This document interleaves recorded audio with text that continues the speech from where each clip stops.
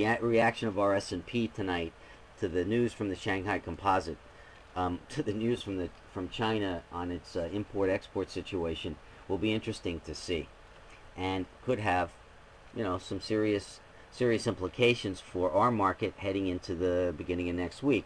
So let's take, for instance, some some names that may or may not benefit from the China situation. So let's take U.S. Steel, right? Just for argument's sake, there's a massive top on U.S. Steel, double top here, huge support plateau that was violated,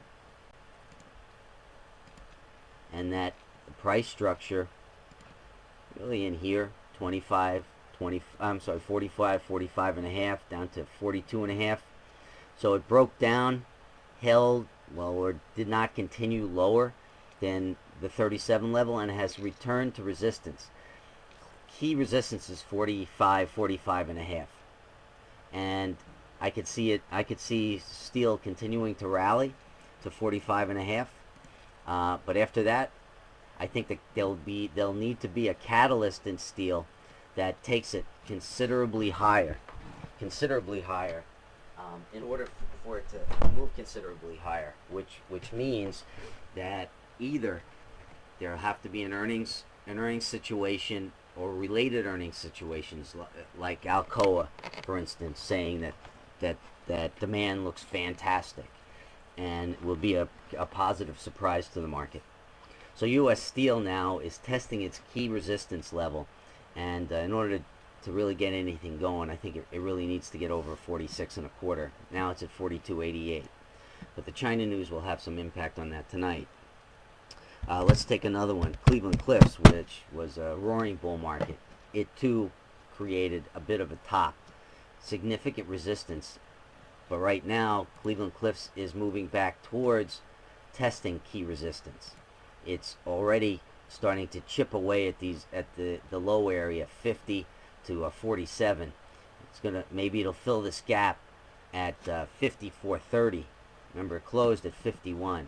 But this is a really key area for Cleveland Cliffs, right here in the where the 50-day moving average is at 53.76, and the trend line off of the topping area, which is at 56.15.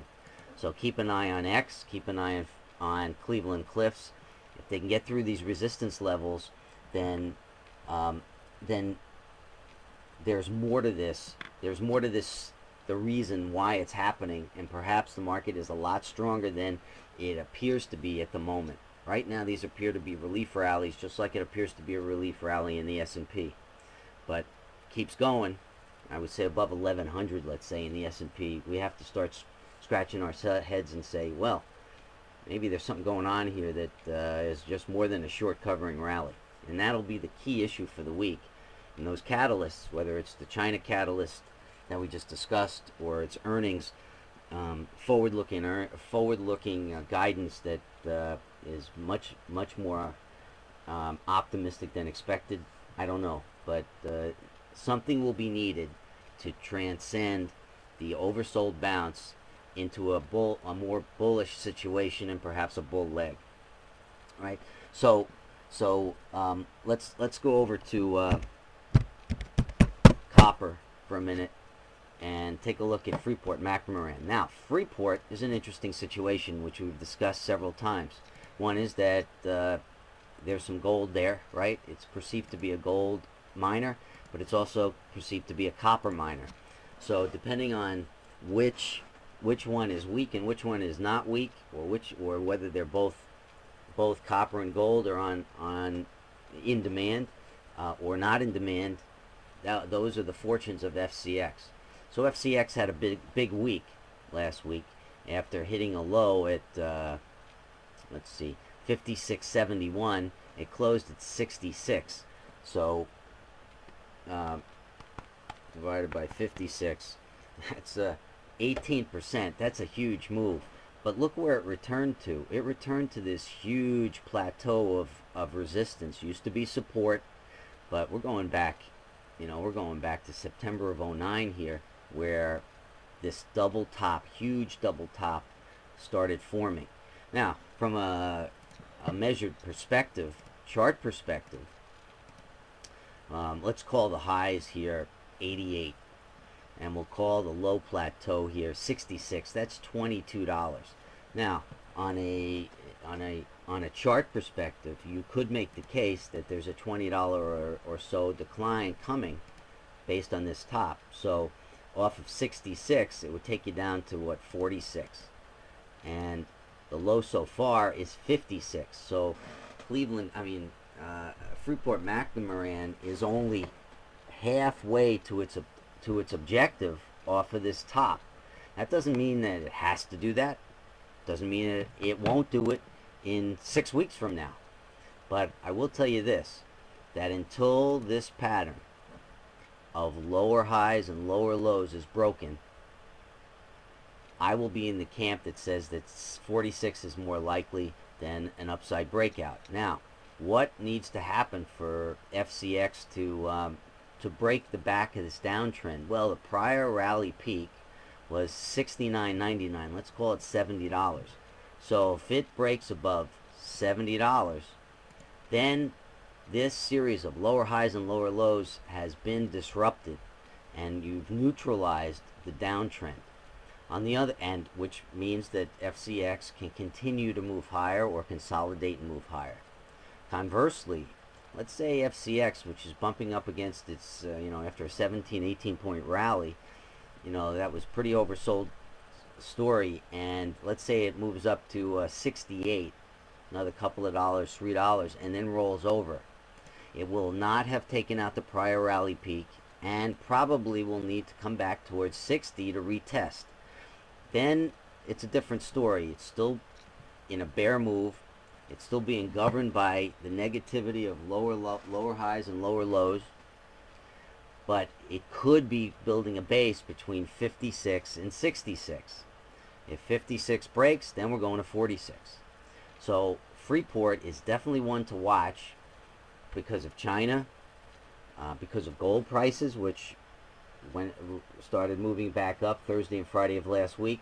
Copper prices, which if China doesn't start procuring more copper, then who's going to take the copper? Is copper in short supply? Is the global economy so strong without China that copper's in short supply? Probably not. Probably doubtful. So a lot of elements of macro growth implied by what happens to FCX. And so I encourage you to keep that on your radar screen, and let's keep an eye on it as it goes through next week. Let's take Alcoa as our last example of the industrial miner sector name that could take advantage of China. Now, we've discussed this in the past, and Alcoa did exactly what it was supposed to do technically.